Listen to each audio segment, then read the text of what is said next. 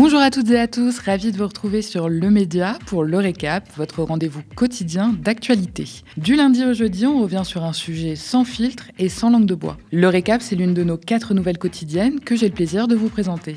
N'oubliez pas de vous abonner à nos 2 chaînes YouTube, Le Média TV et Le Média 24/7 pour être sûr de ne rien rater. Le Récap épisode 14, c'est parti. Vous vous souvenez de la phrase choc de Gabriel Attal? C'était son premier discours de Premier ministre, juste après les révoltes urbaines en réaction à la mort du jeune Naël, tué par un policier à Nanterre. Dès le plus jeune âge, il faut en revenir à un principe clair. Tu casses, tu répares, tu salis, tu nettoies, tu défies l'autorité, on t'apprend à la respecter. Depuis, Gabriel Attal a perdu sa casquette de chef du gouvernement, mais il n'a pas mis de côté son obsession répressive. Désormais député et président du groupe macroniste, il compte bien mater la jeunesse et pour ça, il a proposé une loi dont l'intitulé est évocateur. Restaurer l'autorité de la justice à l'égard des mineurs délinquants et de leurs parents. Quand Gabriel Attal fait les gros yeux, il ne fait pas semblant. Pour faire simple, son texte de loi vise à juger les mineurs comme des majeurs.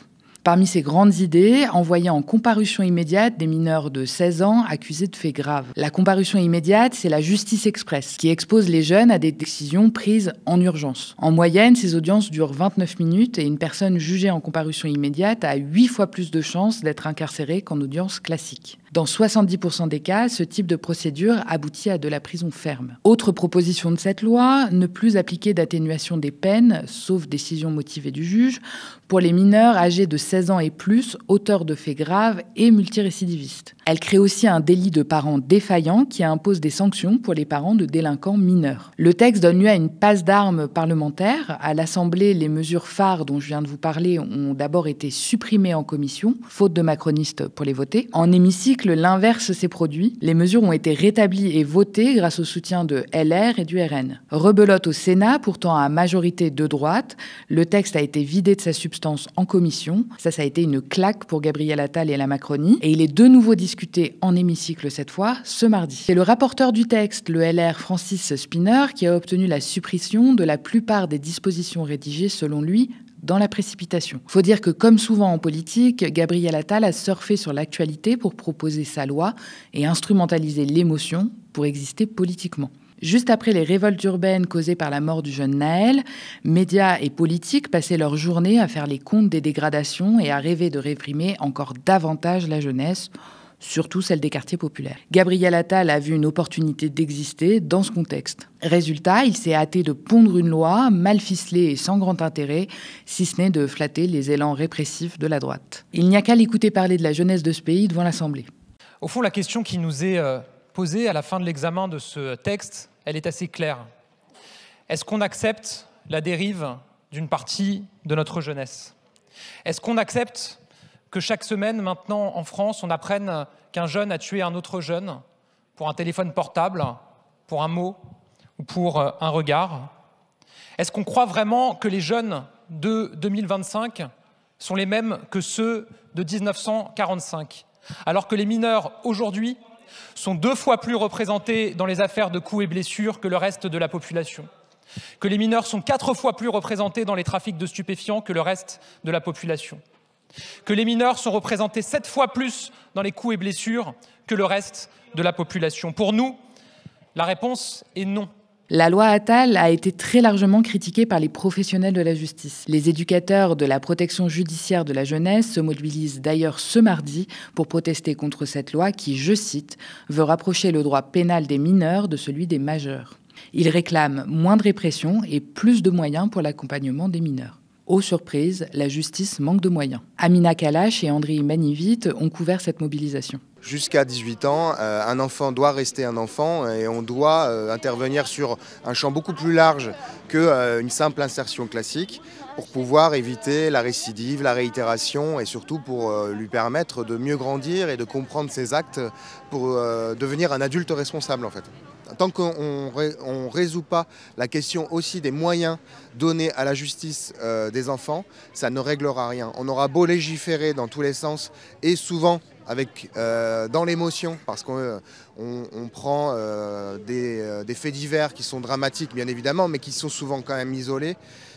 pour faire un peu de sensationnalisme et de proposer des lois qui ne règlent rien et surtout qui vont amener beaucoup plus de sévérité dans le traitement de ces enfants. Un enfant, comment il devient délinquant? Enfin, un enfant ne naît pas, personne n'est délinquant. On le devient quand on est abîmé à force de trauma, à force de non-résilience, à force de non-réparation, de non-reconnaissance de la justice, de la famille, du mal-être que l'enfant déjà tout petit a pu vivre, qui fait que du coup on arrive à l'adolescence, une période où on est le plus émotionnellement le plus abîmé et du coup voilà en fait.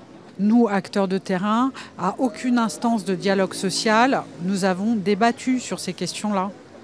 Voilà, avec que ce soit les gardes des Sceaux, la directrice de la PJJ, on n'a jamais débattu là-dessus. Chaque année, 30 000 mesures éducatives sont décidées en matière pénale par le juge et un récent rapport du Sénat constate la difficulté de mettre en œuvre certaines mesures, faute de moyens dédiés et d'éducateurs spécialisés. Ce son de cloche est partagé par une grande partie des professionnels de la justice des mineurs. Pour Radio France, Muriel Aiglin, la présidente du tribunal pour enfants de Bobigny et vice-présidente de l'Association française des magistrats de la jeunesse et de la famille, estime que le projet de loi, je la cite, crée l'illusion qu'avec des peines d'emprisonnement prononcées de manière ultra rapide, on apporterait une paix sociale, on apaiserait la vie des quartiers.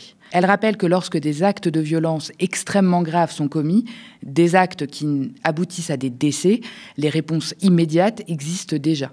La juge pour enfants souligne que malgré les idées reçues véhiculées dans les médias, la délinquance des mineurs est en baisse. Comme toujours, quand on transforme des faits divers isolés en vérité générale, il y a des chances que notre perception de la réalité soit légèrement altérée. Et ce n'est pas un bon point de départ pour légiférer.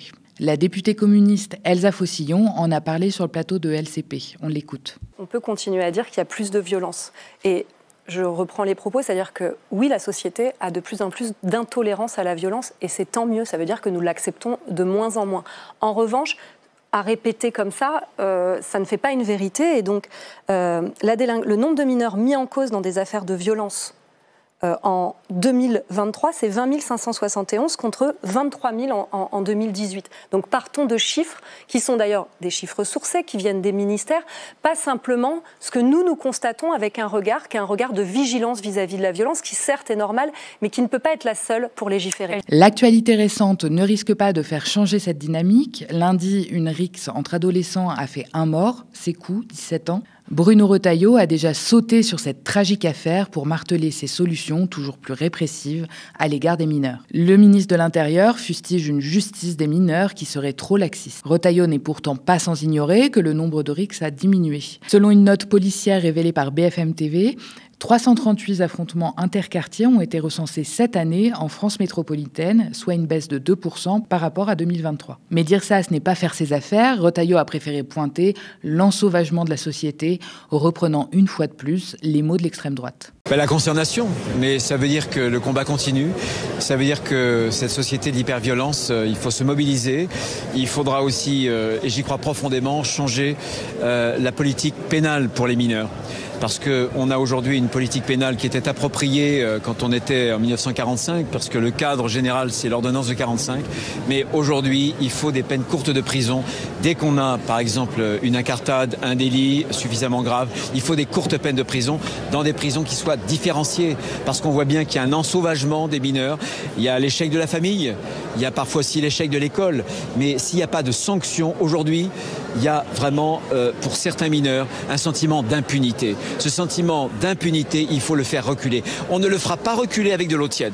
On le fera reculer précisément en changeant de politique pénale, avec des courtes peines, sans doute aussi en modifiant des comparaisons immédiates, en modifiant la règle de la minorité, de l'excuse de minorité, parce que sinon on n'y arrivera pas. On doit adresser à cette jeune génération un message très très clair. Il a d'ailleurs profité de ce fait divers pour appeler les sénateurs à durcir la loi Attal, examinée aujourd'hui. Les mineurs en prison, c'est son obsession, mais alors qu'est-ce que ça donne en pratique ? Est-ce que ça fonctionne ? Eh bien, à en croire le rapport de la Direction de la protection judiciaire de la jeunesse, publié le 9 octobre 2023, non. C'est même l'inverse. Ce rapport met en lumière les effets négatifs de l'incarcération sur les mineurs. La Cour des comptes aussi questionne l'efficacité des centres éducatifs fermés et des établissements pénitentiaires pour mineurs. Comme chez les adultes, la prison, c'est la violence, les mauvaises conditions de vie et l'isolement social. Ils connaissent le manque d'accompagnement et d'accès aux soins. Et avec la détention, les mineurs font face à une rupture radicale dans leur parcours scolaire. 70% des jeunes ont moins de 11 heures de cours hebdomadaires en prison. À la différence des adultes, le public jeune est particulièrement fragile parce qu'en plein développement. Les effets de la prison sont donc bien plus destructeurs sur eux. C'est pour ça que le risque de suicide est particulièrement élevé chez les mineurs en prison. Entre octobre 2023 et août 2024, 5 adolescents se sont suicidés en détention. 86% des tentatives de suicide signalées à la PJJ, qui prend en charge les mineurs en danger ou en conflit avec la loi, sont commises en détention. Contrairement à ce que laisse croire le gouvernement, les incarcérations de mineurs ont drastiquement augmenté depuis les années 2000 au gré de politiques de plus en plus répressives. Environ 3000 jeunes sont emprisonnés chaque année, bien que la détention des mineurs soit censée être une exception. 80% d'entre eux sont en attente de jugement. Un autre chiffre qui devrait interpeller le gouvernement, 50% des jeunes pris en charge pénalement ont également été suivis pour des raisons de maltraitance ou de négligence. Ce sont des jeunes en souffrance et particulièrement vulnérables. L'État a une obligation légale et morale de protéger les enfants. Plutôt que d'agir en réprimant, en alourdissant les peines et l'arsenal répressif, les politiques devraient s'échiner à agir en prévention, en donnant des moyens aux structures d'accompagnement, que ce soit l'aide sociale à l'enfance ou la protection judiciaire de la jeunesse. L'année dernière, alertés par de nombreux drames et par les militants des droits de l'enfant, les députés socialistes ont initié une commission d'enquête sur les manquements des politiques de protection à l'enfance. Une initiative saluée par tous les camps politiques, tant les dysfonctionnements de l'ASE sont nombreux et mettent en danger les enfants. On écoute Sandrine Rousseau, députée écologiste, qui alertait le gouvernement en mars 2024 sur l'effondrement de l'aide sociale à l'enfance. Il faut dire que la protection de l'enfance va mal, très mal. Trop peu de travailleurs sociaux qui tiennent à bout de bras un système qui ne les considère pas, ne les reconnaît pas, ne les rémunère pas. Un système qui les écrase comme il écrase les enfants. Le nombre d'enfants placés a augmenté de 30% en un an. Les pédopsychiatres disent que l'effondrement de l'ASE pose un sérieux problème. Les enfants sont en détresse, les urgences saturent, le 119 sature, les foyers saturent, les familles d'accueil saturent. Certaines disent qu'elles doivent mettre les enfants à la rue à 18 ans. 40% des SDF de ce pays de moins de 25 ans viennent de l'ASE. Au bout de la chaîne, les enfants craquent. Ils se droguent et en meurent comme Myriam, 14 ans, ou se suicident comme Lily, 15 ans, ou sont retrouvés morts comme Anthony, 17 ans, voire assassinés par un autre enfant de l'ASE comme Jess, 17 ans. Ce système est maltraitant pour des enfants maltraités. Des décisions de justice et de protection ne sont pas appliquées faute de solution. Les mineurs non accompagnés sont désormais victimes de la préférence nationale de la loi immigration. Je le dis ici, je n'ai jamais rencontré un seul enfant issu de l'ASE qui n'ait pas été violé dans sa famille d'origine ou au cours de son placement. Pas un. Quand un enfant est placé, l'État n'est pas là pour assurer le strict nécessaire. Il devient son parent de substitution. Nous ne pouvons plus fermer les yeux sur ce qui se passe à l'ASE. Malheureusement, les travaux de cette commission d'enquête ont été réduits à néant avec la dissolution décidée par Emmanuel Macron en juin dernier. Aucune réforme n'a donc pu voir le jour. Et pendant que le gouvernement s'acharne à durcir la répression, il reste sourd aux véritables signaux d'alerte, une jeunesse en détresse et des services publics à bout de souffle. Aujourd'hui, on apprend que le nombre d'adolescents qui a consulté en service de psychiatrie a augmenté de 32% l'an dernier dans les hôpitaux publics. La jeunesse va mal, très mal, et les services de psychiatrie sont à leur image. Cette spécialité, parent pauvre de l'hôpital public à l'agonie, n'a absolument pas les moyens de répondre à la détresse croissante des Français. Tu casses, tu répares, ça vaut aussi pour les services publics, non ? On poursuit le récap de l'actualité, raconté et mise en image par Aude Cazorla. On commence avec une proposition de loi déposée par le député et ex-ministre du Logement Guillaume Kasbarian qui devrait à terme faciliter les expulsions de locataires de logements sociaux. Permettre davantage de rotation dans les logements sociaux, voilà ce que revendique l'ancien ministre du Logement Guillaume Kasbarian avec sa proposition de loi examinée aujourd'hui en commission des affaires économiques à l'Assemblée nationale. Le député Ensemble pour la République veut abaisser le plafond de ressources à partir duquel un locataire se doit de quitter son logement social. Le nom de la proposition de loi, qui annonce la fin du maintien à vie dans le logement social, fait tiquer les acteurs du secteur, puisque dans les faits, aucun logement social n'est attribué à vie.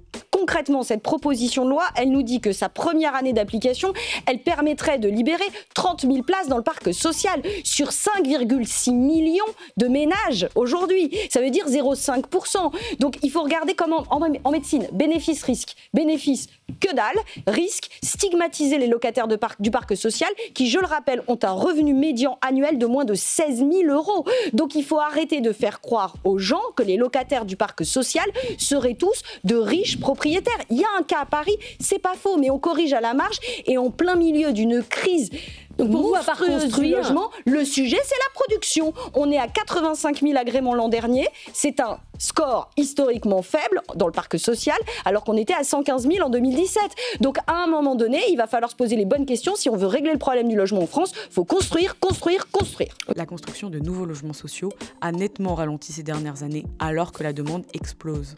On poursuit avec l'affaire des financements libyens de la campagne de 2007 de Nicolas Sarkozy. Le procès sur les soupçons de financement libyen de la campagne présidentielle de Nicolas Sarkozy en 2007 entre dans sa dernière phase. Dès cet après-midi et jusqu'à jeudi, le parquet national financier prononce son réquisitoire basé sur 2 mois et demi de denses débats. Pour clore ce procès historique, les ONG Sherpa, Anticorps et Transparency ont témoigné hier pour restituer leurs recherches sur les nombreuses magouilles de Nicolas Sarkozy dont les transactions examinées constituent un véritable manuel de la corruption et du blanchiment, selon le président de la section française de Transparency, Patrick Lefasse. Cet après-midi, c'est au tour des membres du parquet national financier d'aborder l'étroit déplacement en Libye fin 2005 de celui qui était alors ministre de l'Intérieur, ainsi que ses proches, Claude Guéant et Brice Hortefeux, au moment crucial où s'est noué ce pacte de corruption. Avec de nombreuses incohérences, la défense de l'ancien président aura constitué à nier en bloc toutes les accusations. Il jurait encore mercredi dernier, lors d'un dernier tour de questions, de ne pas avoir touché un seul centime d'argent illégal, libyen ou autre. Et on termine comme bien souvent avec l'international, et notamment Gaza, où les journalistes, eux non plus, ne sont pas épargnés par la barbarie de l'armée israélienne. Il était l'un des rares reporters à être resté dans la bande de Gaza depuis le début de la guerre. Hossam Shabbat, journaliste travaillant pour Al Jazeera, a été tué dans une frappe israélienne visant sa voiture dans le nord de l'enclave palestinienne, a annoncé la chaîne ce lundi. L'armée israélienne l'avait précédemment accusé d'être un agent terroriste. Plus de 206 journalistes, hommes et femmes et employés de médias ont été tués depuis le début de la guerre à Gaza, selon le syndicat. Cette nuit, de nouveaux bombardements meurtriers dans la bande de Gaza ont fait 21 victimes à Rafah, dans le sud du territoire palestinien, selon les autorités sanitaires. Le Comité international de la Croix-Rouge a aussi dénoncé une attaque contre ses locaux. Hier, la chef de la diplomatie européenne, Kaja Kallas, avait pourtant appelé à la modération. Les actions militaires doivent être proportionnées et les frappes israéliennes sur la Syrie et le Liban risquent de provoquer une nouvelle escalade, avait-elle souligné lors d'une conférence de presse avec le ministre israélien des Affaires étrangères. Merci d'avoir regardé cette nouvelle édition du Récap. N'hésitez pas à nous laisser vos impressions en commentaire si vous nous regardez sur YouTube ou via email si vous nous regardez à la télé. Continuez à nous soutenir et abonnez-vous à partir de 5 € par mois ou devenez même sociétaire de notre coopérative. Rejoignez-nous dès maintenant sur soutenez.lemediatv.fr. Abonnez-vous aussi à nos 2 chaînes YouTube, le Média TV et le Média 24/7, pour ne rien rater de nos nouveaux programmes. Très bonne soirée sur le Média.